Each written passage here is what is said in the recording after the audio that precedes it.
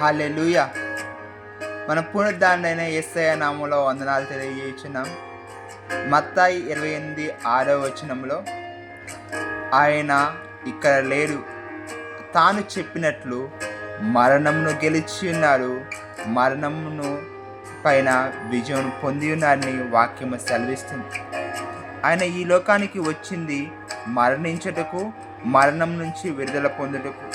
లేఖనము నెరవేర్చబడినట్లు ఆయన తనంతట తానే తనకి ఇష్టానుసారంగా తండ్రి చిత్తమును నెరవేర్చుటకు సిలువ వేయబడ్డారు.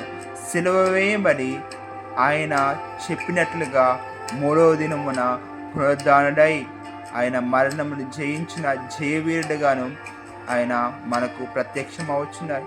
ఈ రోజుల్లో అనేక మంది ఆయన సిలువ వేయబడ్డారు, ఆయన 3 మేకుల పైన మరణించాడు.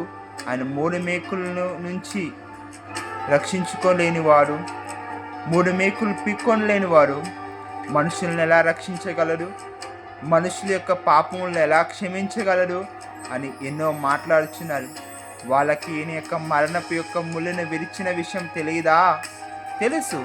కానీ క్రైస్తవులని, యేసుక్రీస్తుని హేళన చేయటం కోసం అనేకులు ఎన్నో మాట్లాడుతున్నారు. నా దేవుడు సజీవుడైన దేవుడు, నా దేవుడు మరణంను గెలిచిన దేవుడు, ఆయన సమాధిలో లేదు, ఆయన సమాధి ఇప్పటికీ కూడా ఖాళీగా ఉంది. ఈ లోకంలో ఎంతోమంది దేవుళ్ళుగా అనబడుచున్న వాళ్ళు, దేవుళ్ళుగా పిలువబడుచున్న వాళ్ళు మరణించారు, కానీ వాళ్ళ సమాధుల్లో వాళ్ళు ఉన్నారు, వాళ్ళ సమాధుల్లో వాళ్ళు కుళ్ళిపోయారు, వాళ్ళ సమాధుల్లో వాళ్ళు బూజు పట్టిపోయారు. కానీ నా దేవుడు మరణమును గెలిచి మృత్యుంజయుడై 3వ దినమున లెగిసి సజీవుడుగా ఆయన జీవిస్తున్నాడు. ఆయన జీవించే దేవుడు. ఆయన మృతుడు కాదు. మృతుడైన వారిని మేము పూజించట్లేదు, మృతులకు మేము నమస్కారం చేయట్లేదు, మృతులకు మేము ప్రార్థన చేయట్లేదు. మా దేవుడు సజీవుడైన దేవుడు, మేము ప్రార్థించే వినే దేవుడు, మేము అడిగిన వెంటనే పలికే దేవుడు. మేము సజీవుడైన దేవుని పూజిస్తున్నాం మేము. కాబట్టి మా దేవుడు సజీవుడు.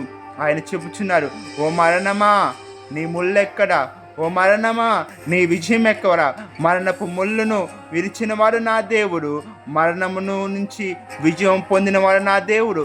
ఒక వ్యక్తి నువ్వెక్కడా, నువ్వేంటి అని ప్రశ్నిస్తున్నాడంటే మరణమును ప్రశ్నించగలిగిన వాడు ఈ లోకంలో ఎవరూ లేరు. ప్రతి ఒక్కరు మరణమునకు భయపడతారు, ప్రతి ఒక్కరు మరణాన్ని చూసి వెనుదిరుగుతారు.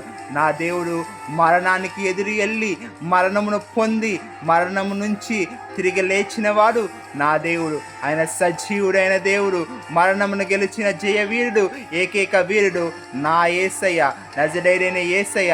ఆయన నజరేయుడు, ఆయన సజీవుడైన దేవుడు. ఆయన నామం మహిమపరచబడునుగాక, ఆయన నామం గణపరచబడునుగాక, ఆయన నామం హెచ్చించబడునుగాక.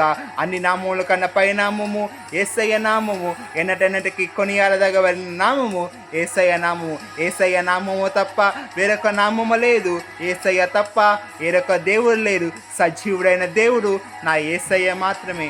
ఆయనకి మహిమ కలుగునుగాక.